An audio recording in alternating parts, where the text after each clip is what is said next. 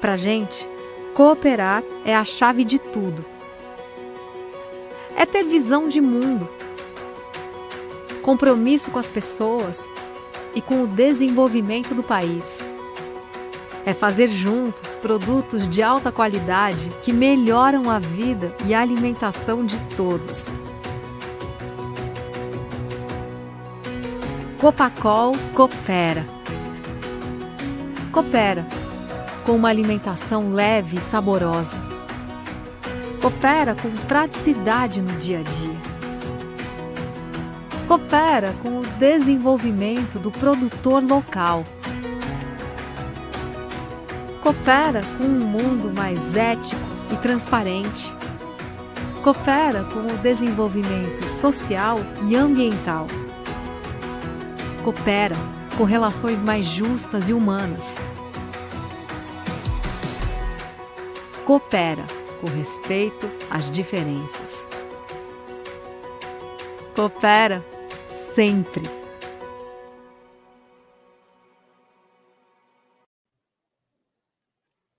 Boa noite, caros cooperados, familiares, colaboradores e a todos que estão hoje conectados em nossa live. Obrigado a todos que estão participando de mais uma live da Copacol e a primeira da integração de suínos. Apesar da pandemia impor restrições para reuniões e encontros presenciais, a Copacol sai na frente, inovando e se adaptando às novas tendências para não perder a nossa essência de cooperar. Porque sempre buscamos estar próximo de vocês cooperados, levando informações atualizadas, compartilhando experiências e esclarecendo as principais dúvidas da atividade. Primeiramente, gostaria de me apresentar, principalmente para aqueles que são de outros estados ou até mesmo de outras regiões do Brasil. Meu nome é Leonardo Dornelles Rocha, zootecnista, médico veterinário e gerente da integração de suínos e leite da Copacol, e serei o mediador da live dessa noite. A suinocultura é uma atividade do agro que vem batendo recordes de exportação, tanto em volume quanto em receita, e junto com outras atividades, estão sendo o motor da nossa economia, se mantendo como principal gerador de riquezas para nosso país. Importante ressaltarmos que o agronegócio está diminuindo os efeitos da crise na economia, através de geração de renda e emprego, garantindo o abastecimento de alimentos para todo o mundo. E nesse momento de crise, nós vemos a importância da Copacol para a nossa região, dando segurança e oportunidades para os cooperados diversificarem suas atividades, gerando renda para suas famílias e para a sociedade. Como alternativa de diversificação rentável e sustentável, a suinocultura foi uma das atividades fundamentais para os produtores da Copacol na década de 80. E hoje a Copacol conta com 146 produtores de suínos integrados e com proposta para aumento de vagas a partir do ano que vem, acompanhando o crescimento da nossa cooperativa Central Frimeza.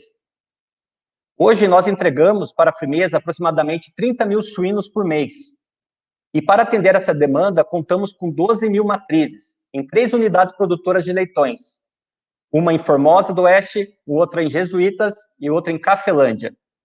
Mas vale destacarmos que já adquirimos uma área de terra e estamos a ponto de iniciar a construção de mais uma nova unidade. Dessa vez, uma unidade produtora de desmamados, com capacidade para 10 mil matrizes. Pessoal, temos muitas informações para compartilhar com vocês nesta noite. Por isso, fiquem bem à vontade para comentar e fazer perguntas pelo chat. Vamos interagir. E essas perguntas vão ser respondidas no decorrer da live. Algumas dúvidas que não consigamos responder no decorrer da live também podem ser esclarecidas no programa da rádio Estação Copacol, que é transmitido diariamente. Bem, após essa abertura, agora vamos apresentar o nosso convidado.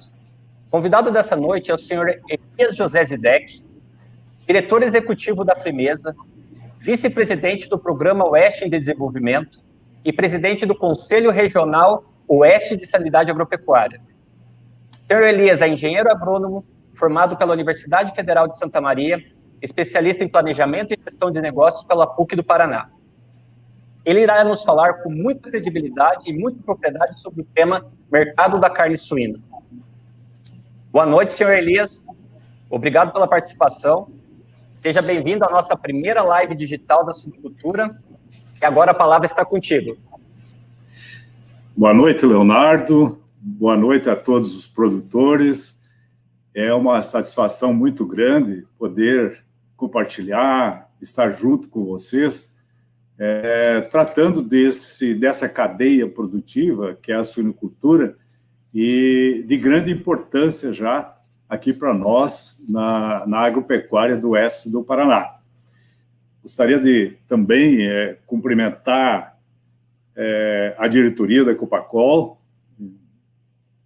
cumprimentando o presidente, o seu Pitol, extensivo aos demais, cumprimentar o Irineu, né, da área específica aí da pecuária e das indústrias, cumprimentar o Leonardo, né, por coordenar esse evento, que busca levar informações e trocar experiências, né, entre todos nós. Confesso que eu me sinto bastante emocionado, principalmente quando assisto vídeos como esse da Copacol, onde mostra a pujança, o desenvolvimento, a força produtiva do nosso povo do oeste do Paraná. Somos uma das melhores regiões do Brasil para produção, se não do mundo, e isso nos dá muito orgulho, principalmente porque a gente faz brotar a riqueza do solo que somos responsáveis. Fazer negócio, comprar e vender, é um ato comercial e produtivo também, mas produzir do nada, né, produzir grãos, transformar em proteína, processar, industrializar, é para quem sabe fazer, é para quem tem vontade de fazer, para quem quer progredir a si, a família, a comunidade, o Estado e o país.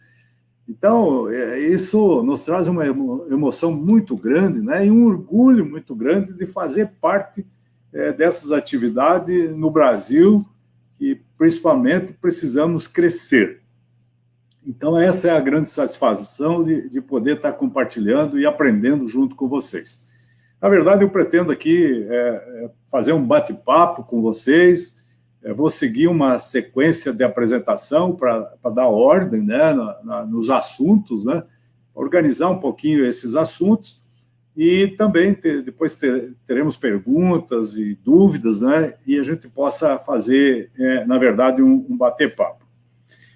Bom, é bastante oportuno, né? Hoje foi um dia que parece encomendado, Leonardo, porque eu tive a oportunidade de assistir uma palestra promovido pela Grosseria Speak, não sei se vocês assistiram, onde o palestrante vive na China, americano, vive na China hoje, e trouxe os números agora quentinho, né, de agora, do que está acontecendo na China com a suinocultura, e quais as previsões dele. Também depois, através do CEPAR, né, tivemos aí as tendências para a safra, e também informações sobre o clima, que isso nos interfere muito na nossa produção e influi na nossa produtividade. Então, é com muita satisfação que eu vou procurar rechear com essas informações também a apresentação que trouxe aqui para vocês. Então, fui convidado para falar sobre o mercado da carne suína e, para começar, eu gosto muito de me localizar. Eu acho que os senhores todos também gostam de se localizar no tema, né, no mundo, aonde que nós estamos. Nessa primeiro slide, os senhores olham como é a suinocultura no mundo. Basicamente, nós temos esse azul escuro aqui, que é os Estados Unidos, né? Os Estados Unidos são os grandes exportadores, né, e produtores, Aqui está pela largura da seta, dá para ver a quantidade, né? Desculpe, passou.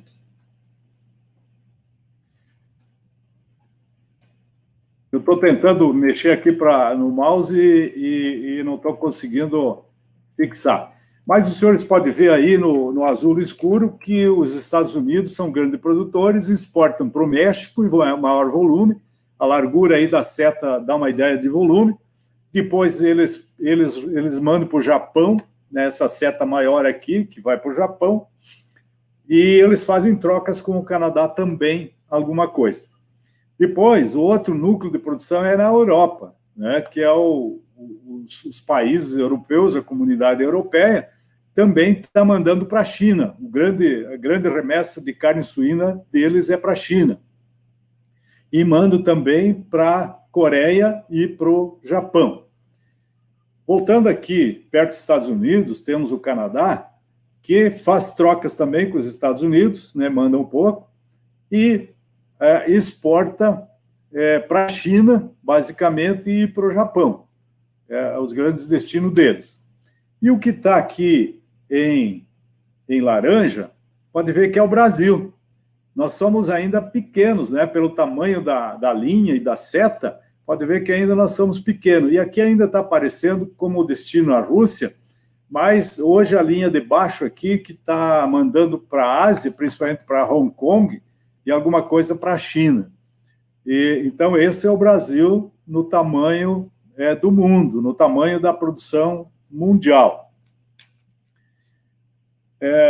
Os outros países aí são praticamente insignificantes, né? Tirando a Europa, os Estados Unidos, o Canadá e o Brasil, os outros ainda são pequenos produtores. A China, que é o grande produtor, mas ela não exporta, né? Você sabe que a China sozinha produz metade da produção mundial de suínos, 110 milhões de toneladas, a China produz 55 milhões de toneladas. E com essa crise, essa mortalidade que teve lá por peste suína africana, ela perdeu aí em torno de 20 milhões de toneladas, deixou de produzir. Por isso que depois nós vamos falar desse efeito sobre a produção mundial de suínos. Então, o mapa da suinocultura é esse daí. Vamos dar uma olhada no mapa do frango, da carne de aves. Que aí o Brasil, né, ele tem aqui a superioridade, né? Somos o maior produtor e maior exportador. Essa linha roxa aí, que pode ver que o Brasil exporta para a Europa, para o Oriente Médio, exporta para o Japão, exporta para a China, né? E exporta um pouco para a Europa também. Somos os grandes exportadores de frango. Alguma coisa para a Rússia também. Depois do Brasil, o segundo maior produtor é os Estados Unidos. De novo, está mandando bastante para o Canadá, para o México, um pouco para o Canadá, e distribui lá para o Japão. O Japão não, distribui para a China, né, Hong Kong, basicamente Filipinas, manda um pouco também os Estados Unidos e manda para a África aqui um pouquinho também para Angola. Então, esse é o mapa do suíno. A Europa, que está em laranja, também exporta para a África e exporta principalmente para a China, né, e Japão, e Filipinas. Então, o frango sai da Europa para esses destinos aí. Mas no frango nós já somos gente, né? Já pesamos na balança mundial de produção e comércio de frango, né? A Copacol é uma das grandes produtoras de frango, né? E também participa desses países aí onde se exporta. Então, mais para ter uma ideia da movimentação, produção, origem e destino do frango. Na cadeia da bovinocultura de corte, essa outra lâmina, podemos ver que o Brasil também tem um peso aqui, né? Que é esse azul, que nós mandamos para a Europa, para a Rússia, mandamos um pouco para a África, mandamos para a China, né? E os grandes destinos, né, da carne brasileira. Aqui para a América Central também, né? Exportamos um pouco. Depois, nós temos o segundo produtor, que é os Estados Unidos, né? Que também manda para os mesmos países, né? Japão, um pouco para a China, né? É os destinos Hong Kong, né? Que os Estados Unidos manda carne, e também para o Oriente Médio. Depois, o segundo produtor é a Austrália, né? Que é a grande produtora de carne de boi também, que abastece o mesmo mercado que não produzem, né? Então, pode ver que, de novo, né? Aqui entrou a Austrália, América do Sul e América do Norte, que são os grandes produtores, né, de bovinos, por ser atividade extensiva, né, precisa de área para produzir. Então, esse é o mapa das carnes, né, quem produz e quem compra. Para colocar na memória de vocês como é que é esse movimento das carnes, né? Bom, vamos para a produção.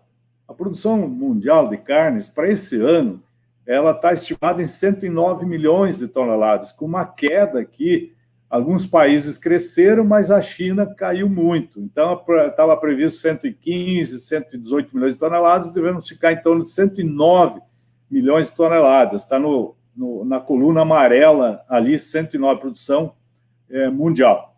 E o Brasil deve chegar a 4 milhões de toneladas esse ano. Pode ver que nós somos pequenos ainda em termos de mundo. Então, nós produzimos aí em torno de 4%, né? Um pouquinho mais, 4% da produção mundial. Isso ainda significa que nós temos grande espaço para produzir suínos. E a nossa grande vantagem é competitiva em termos de custos, porque nós produzimos grãos, não precisamos importar. Por exemplo, a China produz metade da produção mundial, mas ela tem que importar praticamente mais da metade de grãos para ela poder sustentar e realizar essa produção de suíno e frango. Mas só de suíno, ela é a maior produtora, né? E nós somos ainda bebê, né, na produção de suínos aí. Isso significa que nós temos espaço. Na produção de aves, estimada em 97 milhões de toneladas no mundo, o Brasil já é um pouquinho crescido, né? Nós estamos já com 14 milhões de toneladas. E então já incomoda, já somos um dos maiores, o maior exportador de carne suína, de carne de frango do mundo. E, por último, ali a produção de bovina está estimado em 67 milhões de toneladas esse ano, onde o Brasil produz 10,5 milhões de toneladas. Aqui já chega praticamente 15% da produção mundial. Então, em bovinos, nós somos gente já mais adulta, né? Somos pequenos em suínos, somos médios em aves e somos grandes em produção bovina. Produção e exportação. Essa lâmina, nós colocamos aqui o que está em vermelho, é a produção. Então, o Brasil, de 2015, né, nesses 6 anos, 2015 a 2020, pode ver que a evolução foi muito pequena, né? Nós aumentando aí em torno de 100 mil toneladas por ano, é nada, né, em termos de mundo e em termos de crescimento aí na faixa de 2,5%, 3%, 4% de um ano para outro. Esse ano, produção aí na faixa de 3%, nem bem 3%, então chegaria a 4 milhões de toneladas. O importante aqui, que na coluna laranjada, ou amarelo aí, 2015 nós estávamos com 555 mil toneladas e cresceu bem em 2016, voltou em 2017, crescemos de novo um pouco em 2018, né? Mas o maior crescimento foi de 2019 para 2020. Devemos fechar esse ano, o nosso país, com 1 milhão de toneladas de exportação. É o recorde, né, brasileiro de exportação. Agora, o importante também falar que o volume, o que a gente chama de fluxo de comércio mundial. O fluxo de comércio mundial de carne suína é muito pequeno. Hoje, o mundo faz troca, faz compra. Os países que compram devem chegar esse ano, por causa da China, em torno de 9 milhões de toneladas, talvez exagerando 10 milhões de toneladas. É muito pouco perante as 115 milhões que estavam previstas. Então, nós estamos aí em torno de 8, 9% de fluxo comercial sobre a produção. Apenas 8 a 9% se comercializa entre países.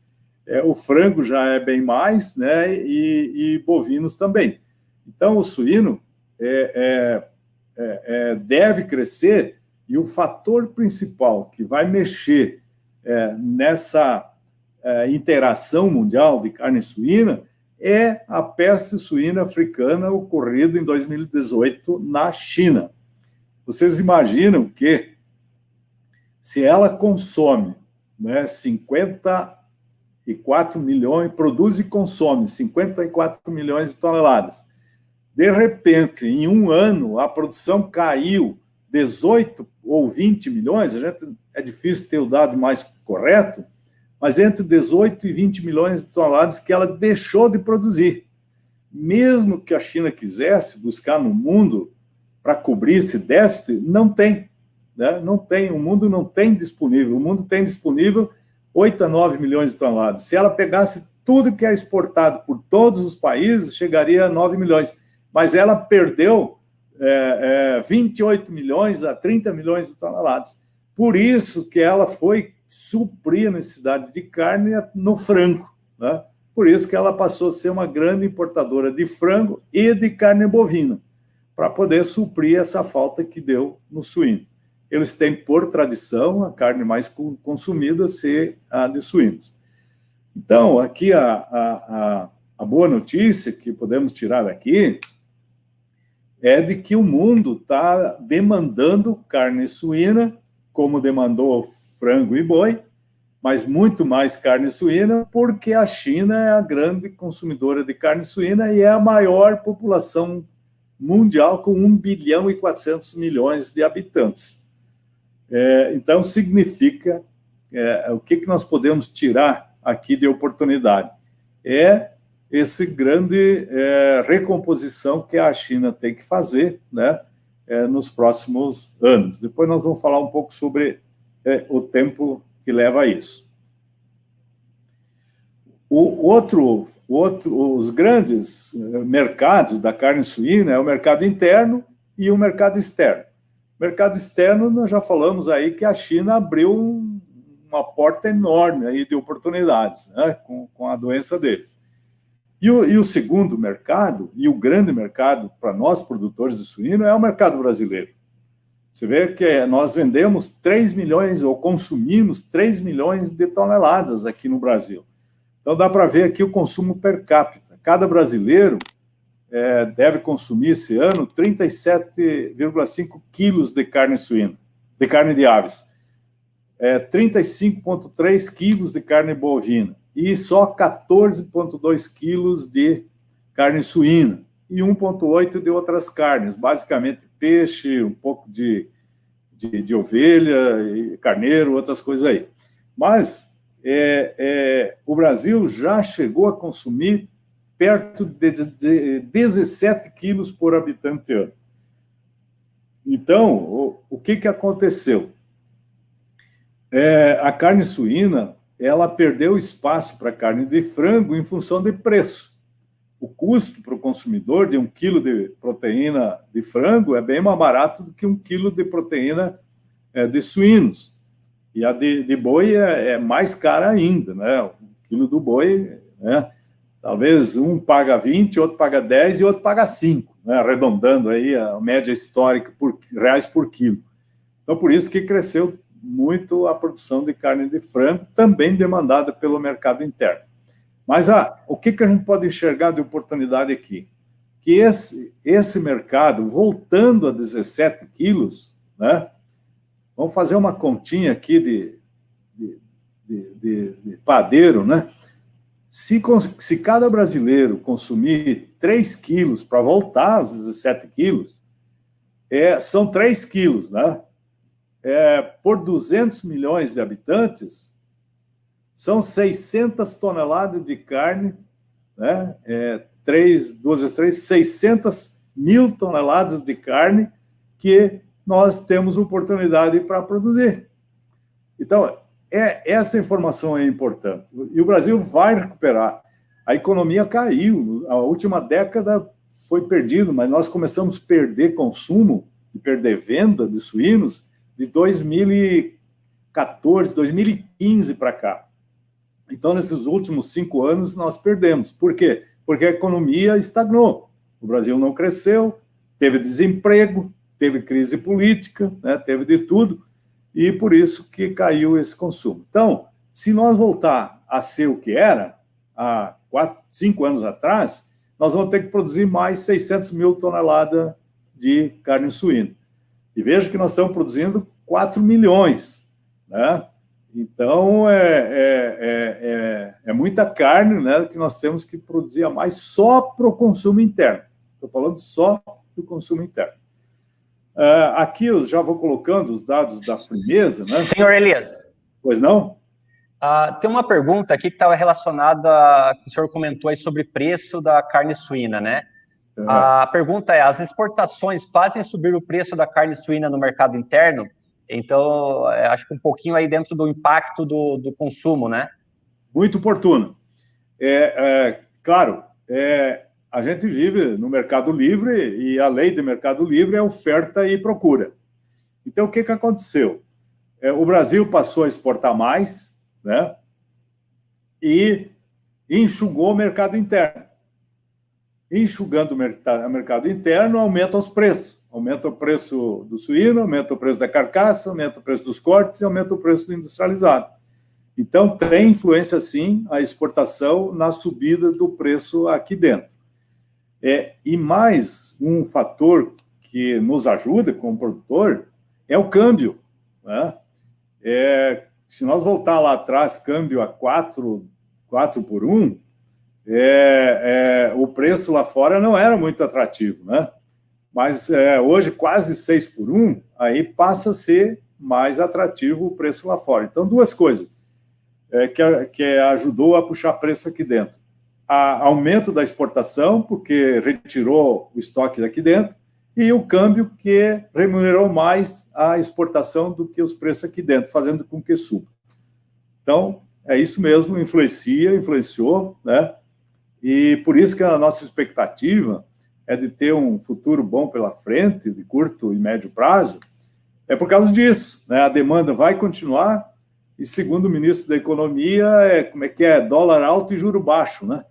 Então, se o dólar permanecer numa cotação alta, isso vai favorecer as exportações, não só de suíno, mas de tudo, né?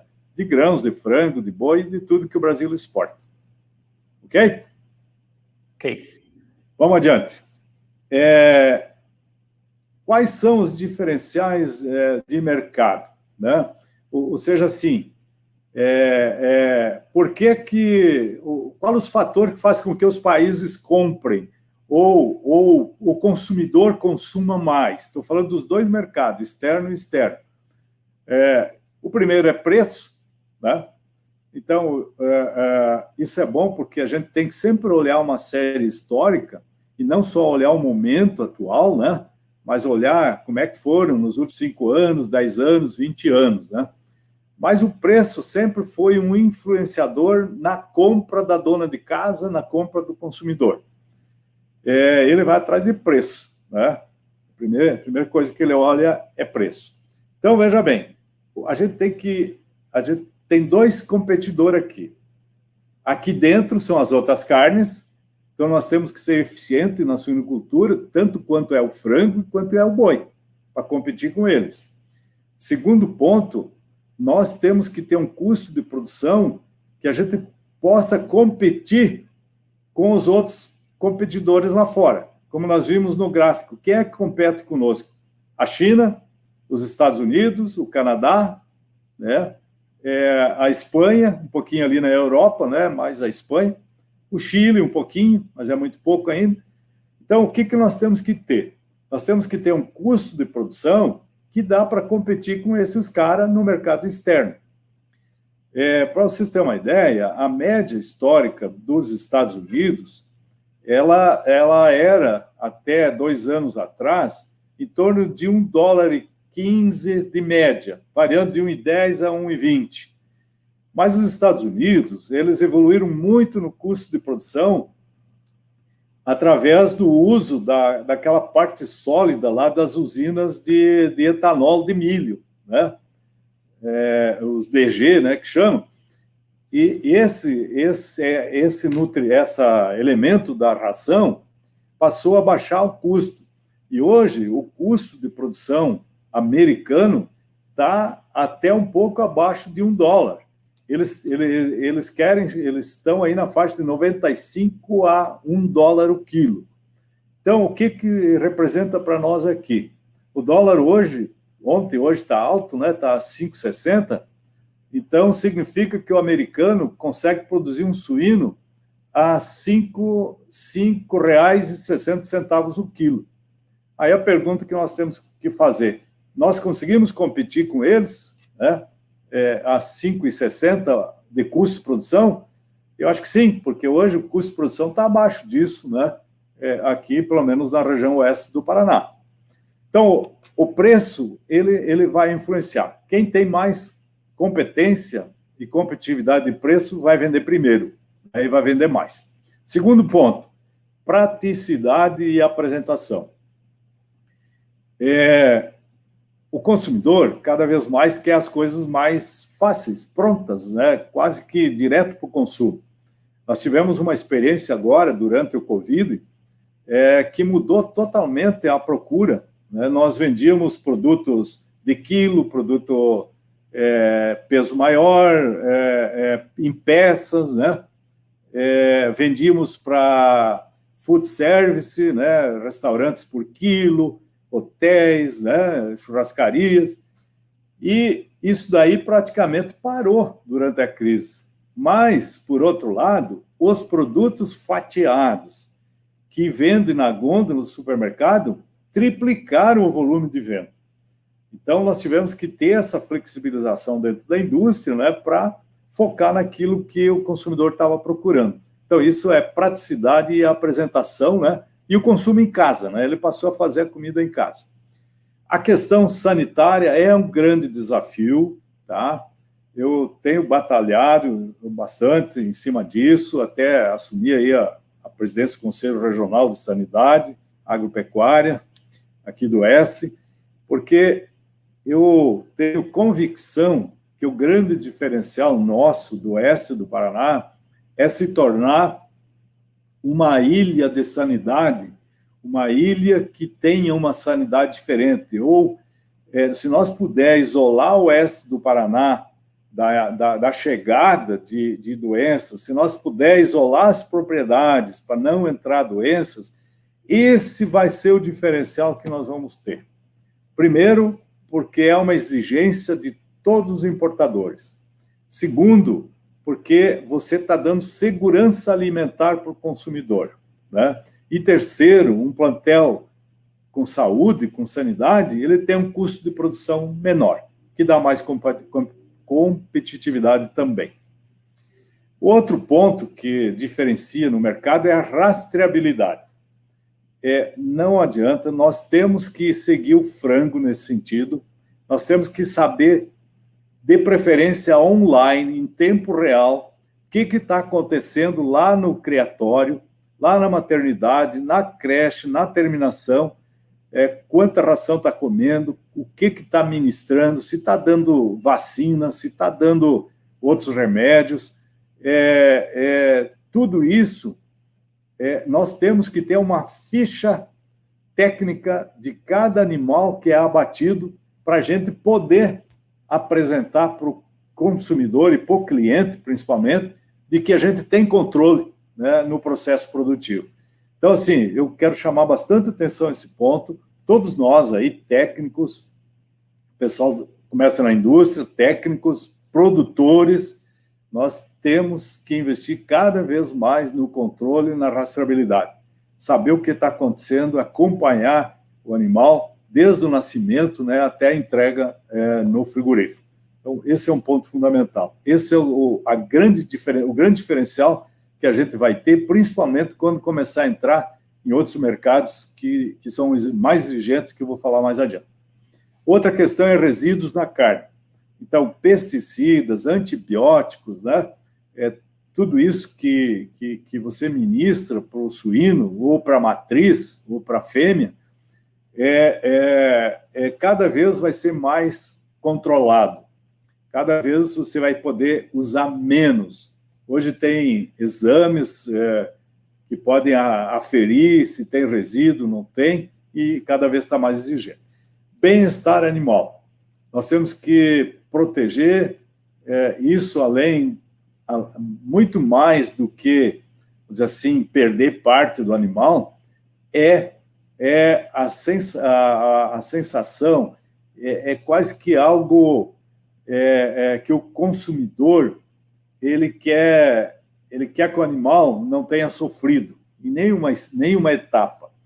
Então, desde o manejo lá dentro da propriedade, o transporte, principalmente, a gente está sendo cada vez mais exigente, o próprio Serviço de Inspeção Federal está exigindo, né, que a gente trate bem o animal e até para que ele não tenha alteração, né, de estresse, porque isso interfere no pH, interfere na coloração, interfere na capacidade de absorção das carnes, um monte de interferência que dá num animal estressado. E o outro ponto também que faz diferença para o mercado é o meio ambiente. Aqui eu não preciso nem falar, acho que todo mundo está vendo aí a discussão mundial. Acho que o Brasil tinha que se defender mais, e eu acho que está se defendendo. Tem muita acusação ali que é infundada, mas nós temos que não dar chance para falar de que nós não cuidamos do meio ambiente. Então, estou falando aqui mais, não estou falando da Amazônia, né, mas estou falando daqui do oeste do Paraná, como nós podemos cuidar melhor do meio ambiente, cuidar da água, cuidar da incorporação de resíduos no solo. Hoje existe tecnologia, existe forma para medir, para avaliar, ver o nível, né? Vários indicadores aí que podem nos orientar se estamos fazendo certo ou não. Então, esses são os principais diferenciais que a gente sente hoje quando vai vender carne suína. Tanto lá fora, mais lá fora, mas aqui dentro também. Esse determina a ação de compra, né, do consumidor ou do cliente. Barreiras. Nós temos que estar preocupados com o por que nós não conseguimos vender lá fora. Então, os países que importam, eles têm barreiras que eu chamei aqui de ordem sanitária, alfandegária, que são coisas fiscais, né? E bem-estar animal. São os três grandes focos hoje de discussão. Os casos de sanidade são a febre aftosa, né? A febre aftosa, eu acho que todos acompanharam aí a luta, as cooperativas, né? O Programa Oeste de Desenvolvimento, a FAEP, o CEPAR, nós conseguimos que todos os órgãos se unissem com a Secretaria da Agricultura, governo, a DAPAR, enfim, a PS, todo mundo numa luta única para terminar com a vacinação da febre aftosa. Então, foi uma vitória, ainda não está completa, né? Essa questão da febre aftosa, agora já foi feita a sorologia do rebanho, para ver se o vírus está circulando ou não, os resultados foram positivos, o Ministério da Agricultura já declarou ao Paraná que pode ser livre sem vacinação, e agora nós temos que conseguir na OIE, que é a Organização Internacional de Sanidade, né, Pecuária, que ela vai dar o certificado mundial, reconhecendo o Brasil o Paraná como área livre sem vacinação. Então, agora está previsto para a reunião de maio, né, se não me engano é 28 de maio do ano que vem, onde que, se tudo correr bem aí, até agora não não tem nada que impeça a gente consiga esse certificado. O que significa isso? Para dar uma ideia para vocês, hoje, 35% dos países, do volume de compra mundial, nós temos acesso. 65% nós não temos acesso por causa da febre aftosa, que é do boi, né? Mas o suíno também é incluído aí como receptor, né, e portador da febre aftosa, do vírus. Então, veja bem, a partir de maio do ano que vem, o Paraná vai poder acessar 65% do mercado que hoje não pode. Por exemplo, Japão, Coreia do Sul, México, Europa, tem países compradores lá, nós vamos poder entrar por causa da eliminação. Então, isso é um grande feito, né? Não dá nem para estimar em valores que são milhões de dólares, né, que o país vai conseguir faturar só por causa dessa conquista. A peste suína africana, graças a Deus, aqui no Brasil, nós só temos lá no Nordeste, Norte, Nordeste, a peste suína clássica, né? Mas nós aqui já somos livres de peste suína clássica e peste suína africana também, sem vacinação, e vamos torcer para que ela não chegue aqui no Brasil. Mas, para isso, nós temos que ter medidas que eu vou falar um pouquinho mais adiante. Uma questão que preocupa aí, cada vez mais, é a salmonela. Ela originalmente, lá, ataca mais o frango, né? Mas está começando aí a ter preocupação na cadeia do suíno também. Então, existem tratamentos preventivos, né, na criação, nas rações, né, que pode ser atacado. E hoje, atualmente, nós estamos no Ministério da Agricultura pedindo a adoção de coadjuvantes, né, ou seja, todos os Estados Unidos, a Europa, eles usam um ácido orgânico misturado com água para lavar a carcaça e aumenta a dosagem de cloro sem problema nenhum. É uma atividade normal. E aqui no Brasil é proibido. Então, a gente está trabalhando também para, se caso na carcaça tiver uns resquícios, esses coadjuvantes poderiam eliminar. E os resíduos de pesticidas, né, que também hoje vários países já fazem análise, tá, para ver se não tem resíduos de pesticida. E até resíduos lá de antibiótico, né? Nós tivemos um caso, o ano passado, de um suíno, um lote, né, que foi identificado lá em Singapura. Quando descarregaram, eles fazem as análises por amostragem e identificaram um pesticida. Nós fizemos a rastreabilidade e fomos ver que o produtor tinha aplicado a vacina e não respeitado o prazo. Aquele prazo que ele tem lá antes de carregar, não pode vacinar. Então, para vocês verem como que isso é muito delicado e é muito importante. Os casos alfandegários são a taxa de importação. Hoje, a maioria dos países varia aí hoje de 6% a 25%, se paga para poder entrar em países.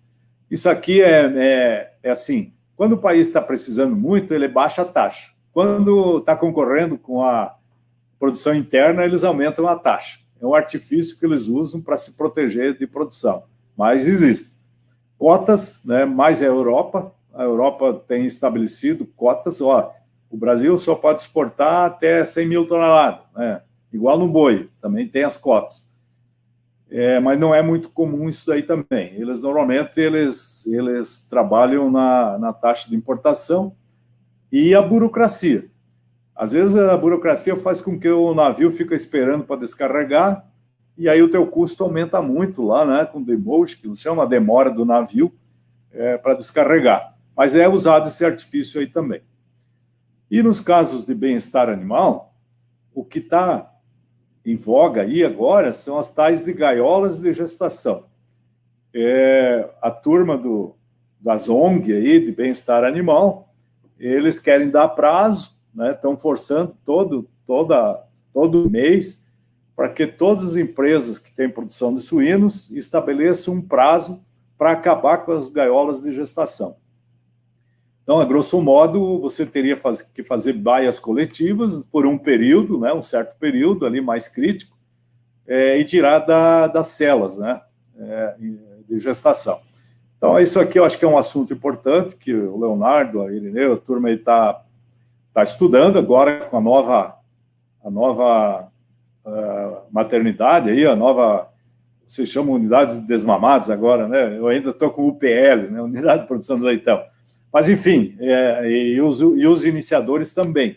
Isso é uma tendência que está pegando já, embora eu tive nos Estados Unidos, tive na Europa e no Canadá, também não é bem assim, não. Ainda não é 100% lá em gaiolas de gestação.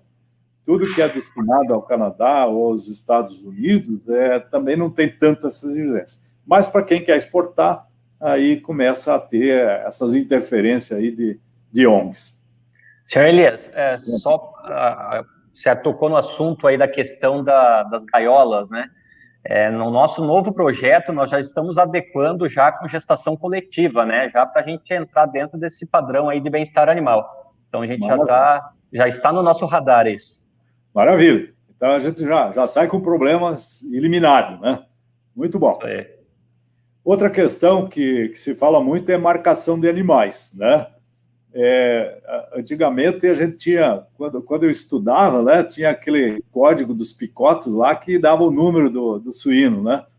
Então, hoje, eles não admitem mais que picota o suíno. A gente está até agora discutindo aí qual é a melhor forma de identificar, porque se você tem que ter rastreabilidade, você tem que identificar o animal, né? Botar um chip no suíno ainda está meio caro, né? Mas não sei se não vai ser a solução, a hora que baratear essa tecnologia, né? Para tentar identificar animal por animal. Mas é um desafio que tem aí para a gente, vamos dizer assim, não ferir o animal, né, através do processo de marcação. Outro é a questão da imunocastração, né? Então, existe uma corrente aí que defende a castração, para o desenvolvimento, coisa e tal, e cheiro na carcaça final, e tem outros aí que é mais ligado a bem-estar, que prega que tem que dar a vacina aí, né? São duas vezes ao macho para que ele possa ser abatido inteiro, né, no frigorífico. Então, é um assunto também que não é ainda 880, né? Mas é um assunto que está no radar aí para ir aperfeiçoando. A insensibilização no abate é um processo que, por exemplo, hoje a maioria dos frigoríficos ainda está usando o choque elétrico, embora é tudo programado por um medidor de tensão, voltagem, peso, umidade do suíno, e ele descarrega conforme cada animal. Mesmo assim, o índice de fratura nos animais, um animal mais vil, ele fratura na última vértebra, ali dá um choque, né? E ele dá uma fraturazinha e muitas vezes só aparece lá, rebenta uma veia, alguma coisa, já sangra o corte e tem problema. O que a Frimesa está fazendo? Nós devemos terminar, até fim desse mês, a instalação de um novo sistema aqui, em Medianeira, baseado no gás, no CO2, né, através do CO2. Já está pronto, praticamente, está aí na fase final de montagem, onde vai eliminar todas as fraturas de abate. Então, isso dá uma qualidade de carne maior e dá menos perdas, né, de condenação de partes do animal depois na linha de inspeção. Então, isso é uma questão da indústria. E também é do produtor, né? É proibido usar choque para tocar os animais. O pessoal fala que é para usar o choque na gente, não no animal, né? Então, esse choque pode causar hematomas e coisa e tal, e é proibido, inclusive, de usar choque para conduzir animais. E o manejo, né? Infelizmente, ainda tem gente que trata o suíno à base de chute. Não é raro nós vermos mancha da sola da bota no lombo de animais. A gente está registrando, tirando foto, mandando para as equipes técnicas, estão mandando até para os presidentes das cooperativas, quando vem animais que teve mau manejo. Fratura, cortes, raspadas, enfim. Isso é uma questão que nós vamos ter que... é cultural. Nós vamos ter que... Tem gente que, porque o animal está meio baqueado, corta a orelha para sangrar, né? São coisas, né, que são mitos que ainda se usa e que é proibido. Então, nós vamos ter que adaptar e eliminar essa cultura onde ainda existe. Graças a Deus é muito pouco, tá? Mas nós temos que cuidar disso, para o bem-estar. As ameaças, né, que nós temos aí num novo projeto que a gente está construindo agora e desenvolvendo junto a todos os filiados, são aquilo que eu falei lá atrás, que são as barreiras, né, comerciais, taxas, cotas, barreira sanitária. Outra questão é o radicalismo alimentar, né? Esse mundo liberal, cada vez mais as pessoas fazem o que gostam, dizem o que pensam, né? Então tem os vegetarianos, os veganos, o detox, né? Então tem grupos, né, ou tribos de tudo, né? Então, imagina nós produzindo frango, boi e suíno e peixe, né? Embora o peixe tenha uma outra classificação, mas principalmente frango, boi e suíno, se metade das pessoas virar vegano, né?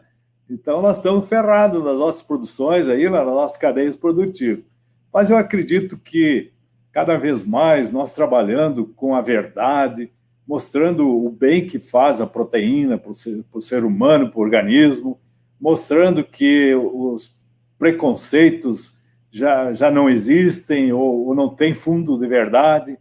Então, esse o trabalho que a gente tem que fazer, mais de orientação e educação, né, alimentar, para que esses radicalismos aí não cresçam muito, né? Embora cada pessoa é livre para fazer o que quer, comer o que quer, e ir para onde quiser.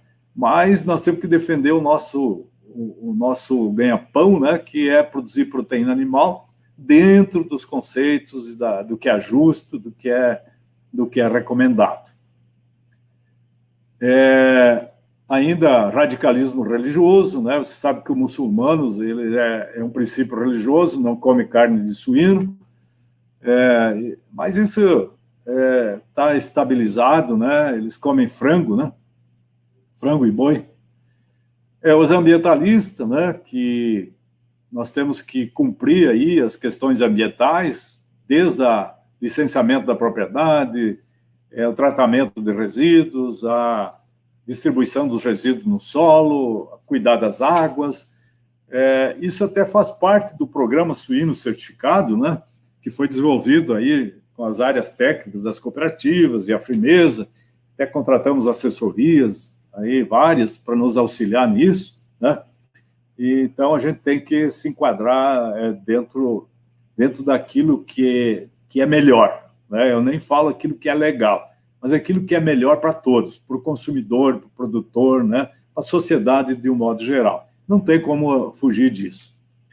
E o bem-estar animal, né? Falei já que as questões das gaiolas é assim, uma coisa mais importante, e principalmente quem está fazendo novo agora já tem que entrar dentro desse esquema. E os usos, né? É uma ameaça, o uso de promotores, acho que isso é um desafio para a área veterinária, zootecnia aí, pessoal, para tentar aí cada vez para coisas da natureza, né?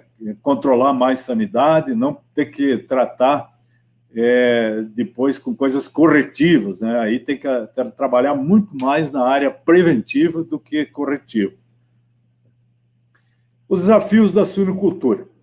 Eu dividi em 4 grupos aqui, né? Eu acho que são a segurança alimentar, né? nós temos que produzir um suíno seguro. Ele tem que ser produzido de acordo com os preceitos da certificação. Nós estamos chamando o projeto da Frimeza de suíno certificado. Eu sei que a Copacol tem vários produtores, parabéns, e vai chegar uma hora que nós vamos ter que ter 100% da produção de suíno certificado. Isso é o futuro, né? Não adianta a gente chorar e tal, porque é a exigência, é a segurança alimentar. A rastreabilidade, né, está dentro da certificação, e a sanidade. Então, são os 3 pontos. Eu, quando vou vender suíno para o Japão, quando abrir para o México, para a Europa, aí eles vão me pedir qual é o sistema de produção. É suíno certificado. Rastreabilidade, está aqui, ó. Está aqui o mapa, a ficha técnica do produtor. É sanidade, ó, está aqui a vida sanitária do suíno. Então, a segurança alimentar quer dizer esses 3 pontos. O bem-estar animal, basicamente, é manejo, né? Custo de produção, aí sim que, como eu falei lá no início, nós temos que ser competitivo, o custo do milho, o custo da soja, a conversão alimentar, a mortalidade, né, a produtividade lá de prolificidade da fêmea, escala de produção. Hoje, na palestra da China, eu estava vendo lá que hoje na China 30% da produção da China é considerado grandes produção. São granjas de 10 mil matrizes para cima, 30%. Mas eles querem chegar, o plano deles é chegar a 75% até 2030, 75% da produção em escala, né? Então, há uma tendência de concentração de produtores, ou seja, menos produtores com maior produção. Então, assim, se a gente falava antes, né, eu lembro lá no início da Frimeza, que era a Sudecop, a gente falava lá, ó, tem que ter no mínimo 400 cabeças para terminar, né, para ser um terminador, ou no mínimo 40 porcas de criação. Tu imagina, né, o quanto evoluiu de lá para cá e o quanto ainda vai evoluir para frente.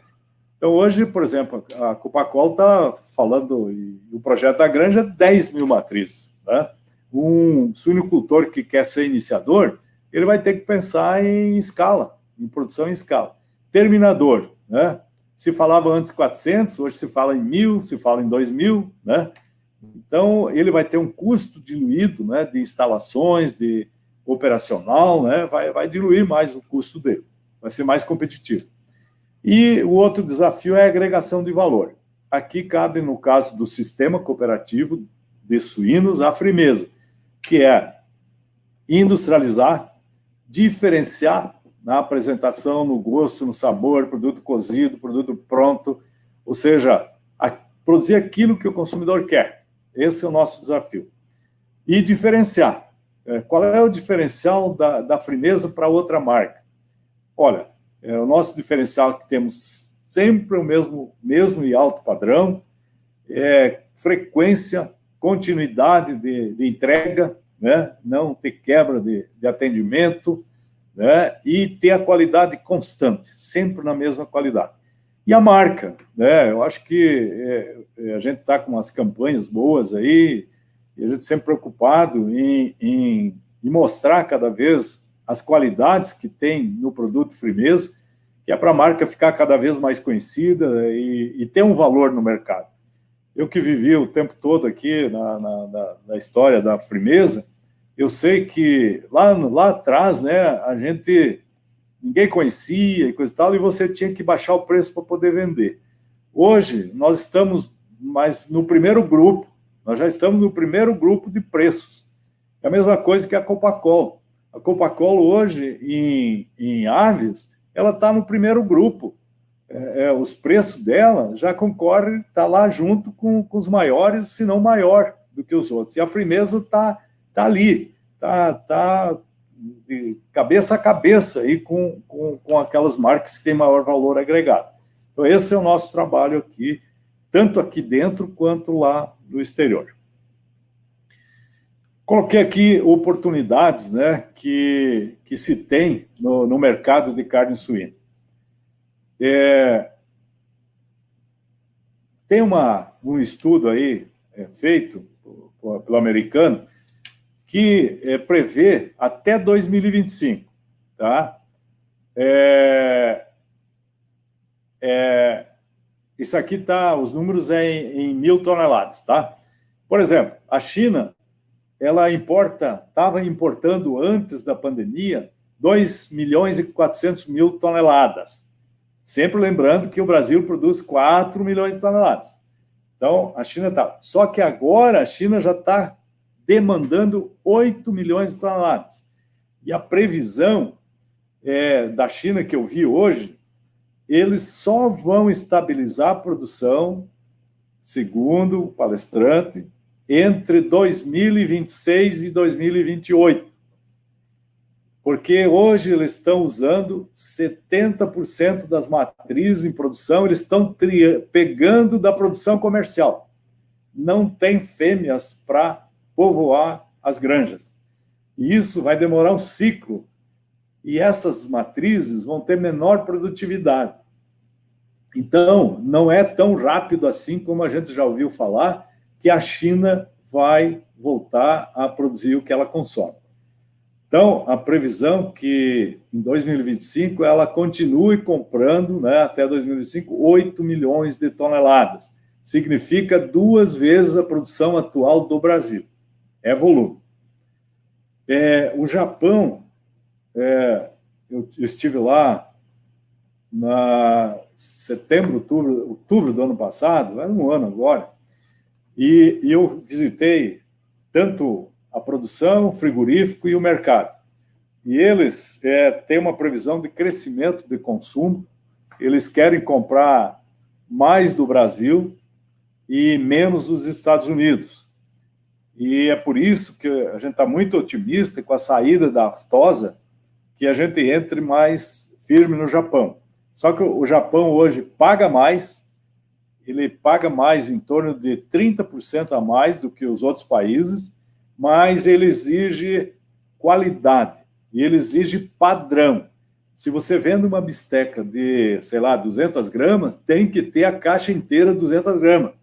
Eles chegam a colocar uma por uma numa caixa lá, porque é padrão, é a cultura deles. Mas vale a pena, isso paga, né, esse trabalho. O México também está aumentando o consumo, a previsão é 1.600.000, Coreia do Sul de 650 para 900, e hoje ela não compra do Brasil. A Santa Catarina está vendendo um pouco para a Coreia, mas muito pouco, coisa de 50 mil toneladas no ano para o Japão. Hong Kong, de 400 para 500. Japão depende muito da China, porque ali é uma espécie de Paraguai aí, nossa, aqui e lá, né? É uma passagem, né, Hong Kong para a China. Mas também a previsão é não baixar de 500 mil toneladas. Hoje até está importando mais. Hoje o Hong Kong já está com 600 mil toneladas. E Singapura, 500 mil toneladas, que estava com 300. Hoje a Frimeza já vende para Hong Kong, Singapura, né, já vendemos. E outros países, 2.400 para 3 milhões. Então, veja bem, se nós hoje, se o comércio mundial aí está em 8 milhões e 700 mil toneladas, ele vai, em 2025, para 16 milhões e 400 mil toneladas. Então, é muita oportunidade aí para se penetrar, né, nesses mercados, desde que a gente faça o dever de casa, né, que é todos aqueles cuidados que eu falei lá, aquelas ameaças, aqueles entraves, né, que a gente tem que resolver. Se nós produzir dentro do guia, né, mundial, a gente vai acessar esses mercados. Porque o principal, que é o custo de produção, nós somos competitivos. É isso que nos anima, né? Se eu tenho competição de preço, eu vou conseguir colocar esses produtos lá, né? Então, veja bem, são oportunidades, né? Em cima disso, muitos estudos. Em 2015, a Frimeza fez um projeto, né, para ampliar lá em Assis, junto com todos os presidentes que compõem o conselho de administração da Frimeza, concebemos um projeto de longo prazo, de sair das atuais 8.300 cabeças por dia e chegar em 23 mil cabeças por dia em 2030. Isso significa aumentar 15 mil cabeças por dia. E, então, para isso foi aprovado o projeto de Assis Chateaubriand, que ele vai trabalhar no final com 15 mil cabeças por dia. Só ele. Então, ele vai ter 4 etapas de abate. Em 2023, janeiro, nós vamos começar abatendo 3.750 cabeças por dia, até entrar a produção, por exemplo, da granja da Copacol, virar suíno terminado, né? Vai lá para 2023, 2024, 2025. Isso vai ser gradativo. Aí nós vamos passar de 3.750 para 7.500, dá uma dobradinha ali, né? De dobrar essa produção, vai para 7.500. Depois, passados mais 3 anos e meio, 4 anos, vai para 11.500. E lá no final, né, a última escada, né, iria para 15 mil por dia. É claro, nós estamos construindo esse frigorífico para 7.500 na primeira etapa, em termos de investimentos. Depois, já está tudo projetado, se quiser e tiver oportunidade e dar dinheiro, a gente põe mais a dinheiro de hoje, 350 milhões, que iria, então, para 15 mil cabeças por dia. Mas vai depender de como andar as coisas lá na frente.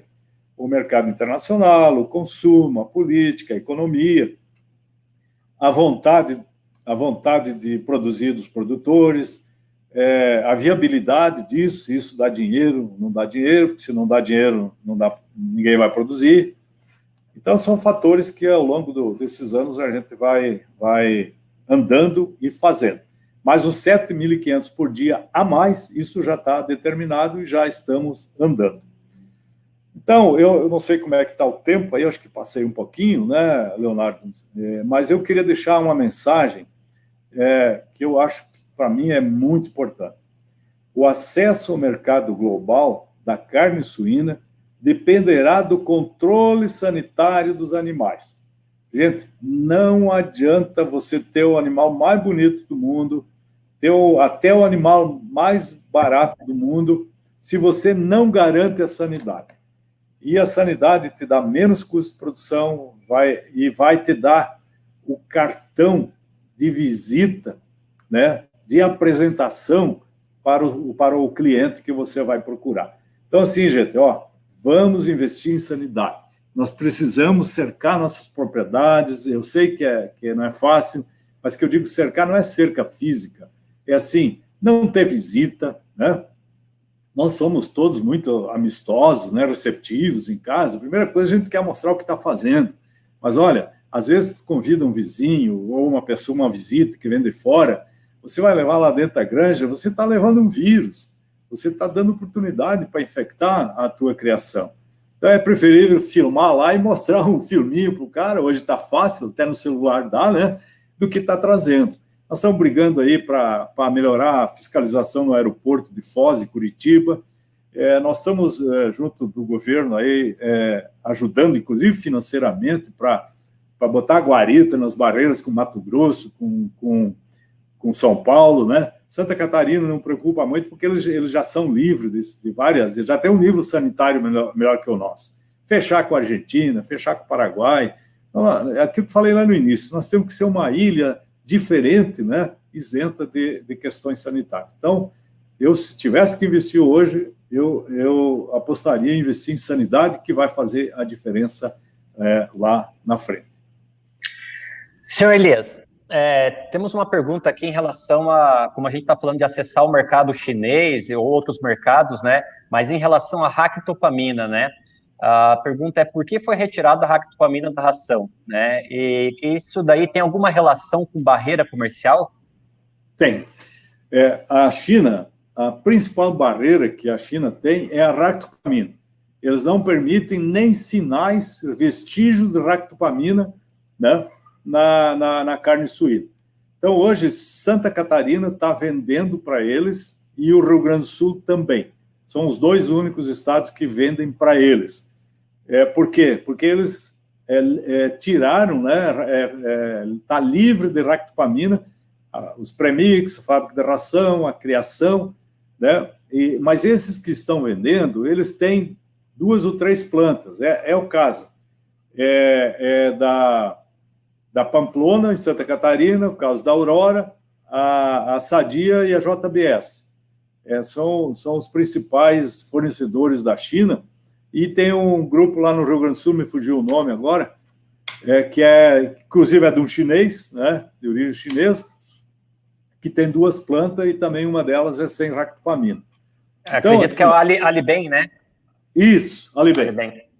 Ele tem 2 plantas, uma em Santa Rosa, outra em Santo Anjo, e uma delas é sem ractopamina.